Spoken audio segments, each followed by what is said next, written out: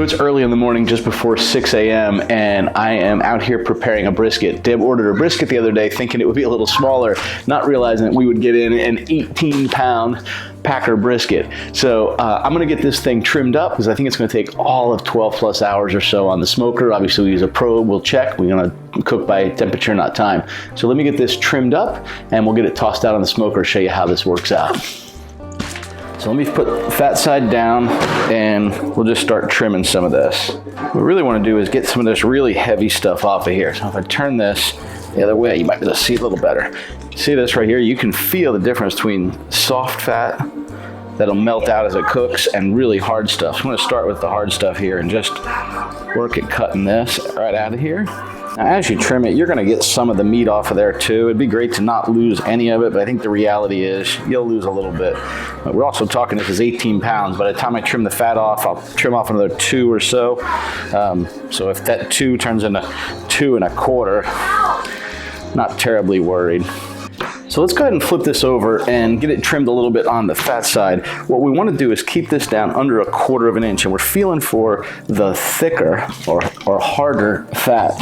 And you know, this one came from the store actually with a crack in it, so you can get a good view of exactly how thick that is right there. I could probably get about half of that gone, which would be fine. But as you touch this, you'll feel it soft, and as you get over here, you'll sort of feel this harder edge right along the edge. That's what we want to get rid of. Hey, right over here.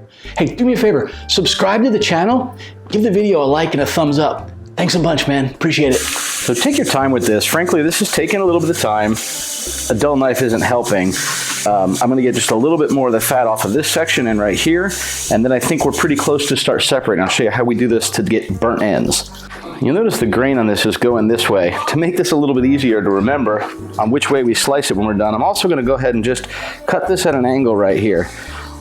That flat side will tell me when it's all done and covered with a crust where that grain goes. So I would just follow that line as we slice. This is a unique shaped brisket. Typically what you see is the flat ends about here. This one kind of goes all the way up and gets a little bit looser. So I'm going to go ahead and start making my cut. You can see the fat line right here. And we're going to start making a cut in here just to start to expose this. I'm going to start small, but essentially we're going to butterfly this one, fold that part back.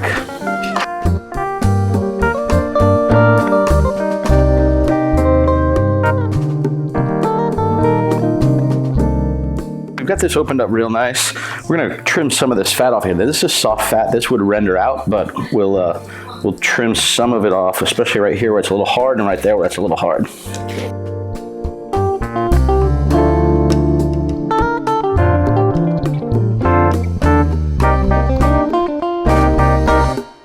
So what we have here is our flat and our point right here. This is going to give us the ability to get a bunch of seasoning on this. When this thing gets done cooking, we're going to cut this off and we're going to make this into burnt ends. This will be a good big slicing brisket. When you get an 18-pounder, this thing's large over here. The grain's a little looser on this end than on that end, but this all in all is going to be real good. If we flip it over, you'll see here we have this trimmed down to about 1/4 inch for most of it. And there we go. And you can hardly see where this point sort of ends. It kind of ends right there. And it would separate into this piece, which is that flat. So we're gonna start meat side up to season it. So when we flip it back over, it'll be meat side down, and that's the way we will put it into the smoker. So there are all kinds of rubs you can use. I'm gonna keep this one pretty pure. Coarse ground pepper, which I just put in a little blender and ground some up, mainly because I didn't want to sit here and crank it. And then I'm going to use sea salt and or use kosher salt, and then I'm going to add a little bit of garlic. That's it. Salt, pepper, and garlic. Probably let's say 2 parts salt, 2 parts pepper, 1 part garlic. I don't want it to be equal parts. So I use the Ninja blender to do this. I'm just going to shake this up, mix it up real good before I take it out of this container. This works a lot better if you have something to pour it from. All right, I've just put the seasoning into a shaker that Deb had and just holding it up high and giving it a shake. Now, I don't want to get a complete thick coat on this, but I do want enough to get a nice bark. So I'm just going to go ahead with a nice even coat all the way along it.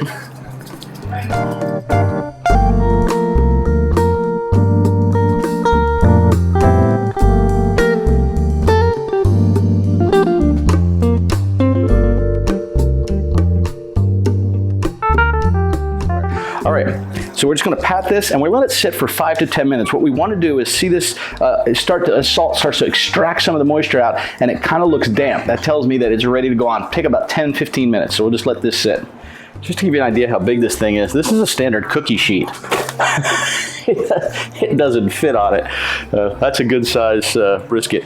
All right, it's just starting to get light. It's about 7 a.m. That brisket's been trimmed, it's been resting. I'm gonna go and get this grill started up. Again, we're using the PitBoss Pro Series grill. This is one we got at Lowe's. It's exclusively made for Lowe's. And what I liked about it was smoke chamber on this side, gas grill on that side, and a damper you can open to allow the smoke to travel from one to the other and out for a cooler box smoke scenario. But I'm making Texas brisket, and I want to use 100% mesquite. So I went ahead and picked up 100% mesquite pellets. I've removed out my competition blend from the port in the back, and I'm just going to go ahead and fill this up with mesquite. Let me see if I can show you something, folks. It's kind of cool. Let me see if you can see this. We got dolphins in the canal right now, and they are chasing after some fish right here. That boiling you see over there, that's the dolphins shooting them right into the edge of the water, or into the edge of the wall. We've had this house on this saltwater canal now for about 6 months, and I just never get tired of that. That's pretty cool. We'll see manatees in here at times, and every once in a while we'll see a couple of dolphins that just kind of swim through very slowly. But when they are on the feeding frenzy, you really hear them. If I hear it again, I'll try and grab the camera and see if you can catch it. The water just looks like it boils. It's crazy. So I got the power button on. We're gonna go just to the smoke setting for now. All right, there is zero wind out here, and as you see, it has started to smoke. So we've got our smoke that starts out real heavy and thick. It's got a great mesquite smell to it, but I'm gonna go ahead and now crank this up to 300. I can see the fire going down in there, and I'm gonna make sure my grates are closed. I don't want that direct access to the meat. All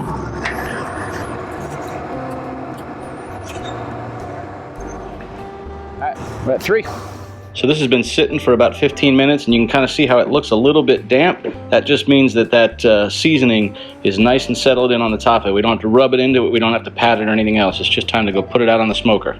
So we've got the beast right here. I'm gonna go ahead and open this up and we'll get it placed in here. We're sitting at so we're at 300 degrees already. I'm gonna put this in fat side up. I'm already seeing it's barely gonna go in there. So I'm gonna lay it at a bit of an angle just to make sure we get it in there and all the way.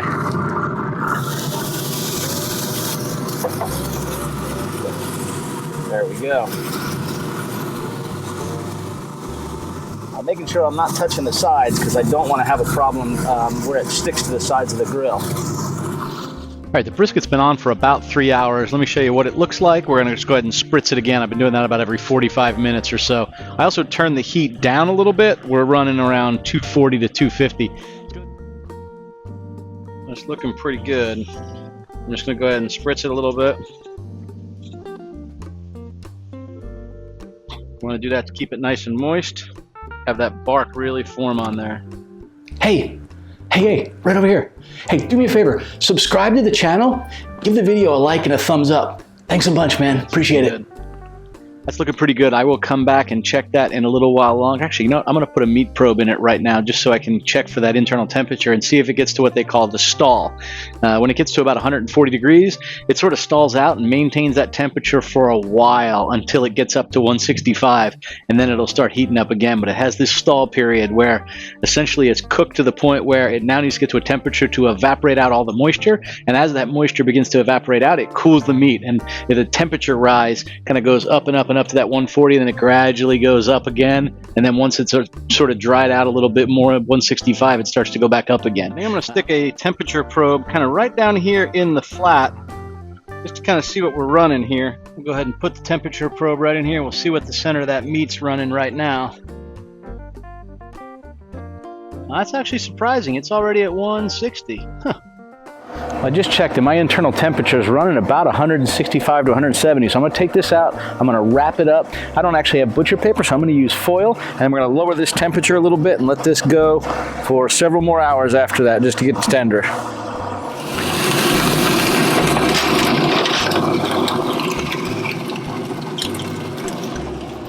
All right, we've got this guy wrapped in foil. Some call this the Texas crutch, but we've got an internal temperature here about 170 to 172. I've got the smoker cranked down now to 200.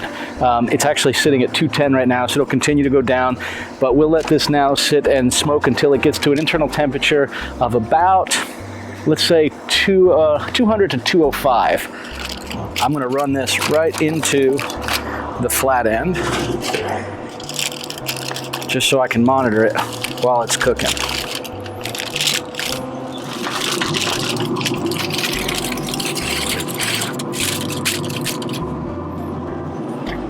All right, we'll let that continue to smoke, and we'll keep coming out and checking that probe temperature and see when we're up over 200. All right, it's been about another 3 hours, and it looks like we are sitting at about 202 degrees on the meat. Let me kind of show you what that probe temperature looks like, and we'll take a peek inside. So after we wrapped that brisket and kept it in there, we continued to run the smoker at 225 degrees for about another 3.5 hours until the internal temperature reached 205 to 208 degrees.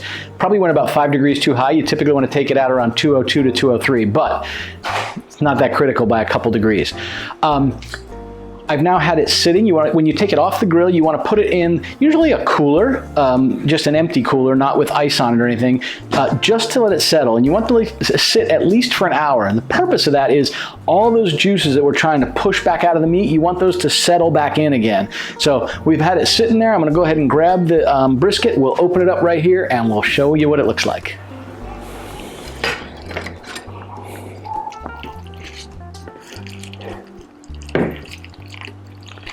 See, there's that fat line right there, and we're just cutting right inside of that. And what we're doing is we're separating the point, which is right here, that still has the fat on the top of it, all that flavor, and then this, which is the flat part. And if you recall, we had cut one side of this at an angle, so we knew which way the grain ran, and we could slice it right there. So I'm going to trim a little bit of this fat off the center that I didn't get out real good as I was prepping it. But that's all right.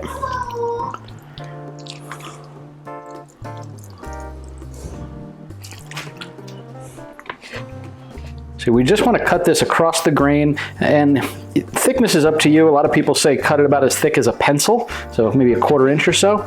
But let's take a good look at this. A couple of things you want to note. You want it to bend over like that. That means it's good and tender. I'm going to move this and we're going to cut the fat cap. So interestingly enough, we want to cut the point actually in the opposite direction. Just to show what this looks like. This has a really nice crispy bark on it. This is good. I know it looks like it's tough, but it's not. It's just my my dull knife here, and I'm trying to avoid going all the way to the pan because I don't want the knife to touch this metal pan. I'm actually going to cut this up in 1-inch chunks and make some burnt ends out of this. So I've got a couple of slices of both of these. I have my flat side with the tighter grain. You can really see the smoke ring around that. Now look at that nice pink ring all the way around it. We used mesquite on this. It is, let's see, 5:40. So I put this on at 7 in the morning. I wrapped it about 12:31, so it was already about 5 hours then, and it's gone another 4 hours. It's got another 3 hours in the smoker at low temperature, and then we took it out and we let it rest. But again, not time, temperature. Once the internal temperature reaches 165, you want to wrap it. Butcher paper would have probably had a nice crunchier crust on it. The foil has captured some of the steam and it moistens it a little bit. Once it's wrapped, you want to put it down on a low temperature and just go until the internal temperature is around 205 degrees, give or take a few. So let's give this a try.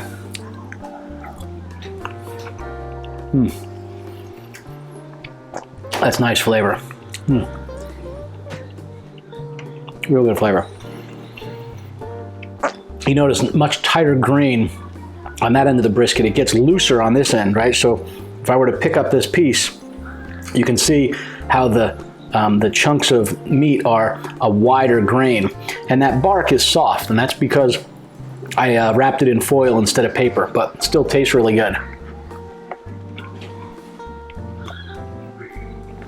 This is the point. Look at this smoke ring on this thing. You can see just how wide it is all the way around it. Really, really good smoke. And I'm gonna save this and cut it up in some burnt ends, but now look, gotta try it first. Much more flavorful, but a little bit more fatty. And frankly, that's where all the flavor is. So really good stuff right there. I hope you guys found this helpful. How to smoke a brisket in a PitBoss. I will continue to play with this. I'm gonna try to do one of these in butcher paper. I want that good crunchy crust that's on it. These burnt ends are gonna be good. I'm gonna cut them in 1-inch squares, drop them into a little tinfoil pan. I'm gonna re-season them, coat them in a little bit of barbecue sauce, and I'm just gonna go put them on the grill for like 30 or 45 minutes and let that caramelize on there, and just all kinds of goodness. I won't make a ton of it because we're actually going out of town in a couple of days, but at least it'll be a good start. Bye, y'all. Have fun and safe grilling.